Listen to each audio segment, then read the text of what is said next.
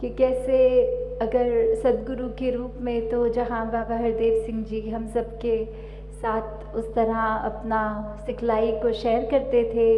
एक अगर पारिवारिक बात भी करें तो जहाँ एक अगर पिता होते हैं तो वो अपने बच्चों को उस तरह प्रायोरिटी दे रहे होते हैं।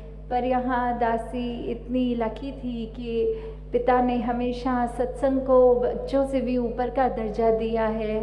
और ऐसी ही एक घटना ये हुई कि दासी की एक बार किसी चीज़ से खाकर ऐसी एलर्जी हुई कि सांस भी उखड़ उखड़ के आ रहा था और पूरे शरीर में छोटे छोटे दाने हो गए और शरीर सूजने लग गया।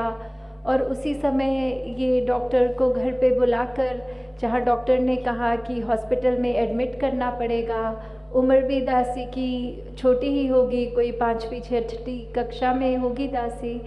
तो जहाँ वो ऐसी घड़ी आ रही थी और डॉक्टर कह रहे थे कि जल्दी से जल्दी एडमिट करो, वहीं सत्संग का भी समय हो रहा था। और एक पिता का दिल जहाँ वो बच्चे के लिए अपने होता है, वहीं ये कहते हुए सविंदर माता जी को कि सत्संग का समय हो रहा है, दास सत्संग पे जा रहा है, आप बच्ची को हॉस्पिटल लेके जाइए। तो कैसे उस समय भी प्रायोरिटी सत्संग को ही दी कि कोई भी दुनिया में कोई भी घटना हो रही हो, कोई भी स्थिति हो, जहाँ एक वो तो है कि परिवार का ख्याल ऐसा नहीं कि नहीं रखा है, बहुत रखा है, पर उस समय भी एक सत्संग को इम्पोर्टेंस देते हुए। और जैसे ही माता जी दासी को हॉस्पिटल लेके गए हैं तो 1 घंटा एडमिट होने के बाद दासी के पास बैठे और फिर कहते कि अभी सत्संग 1 घंटे की और है, दासी भी होकर आती है और फिर वापस हॉस्पिटल आती है।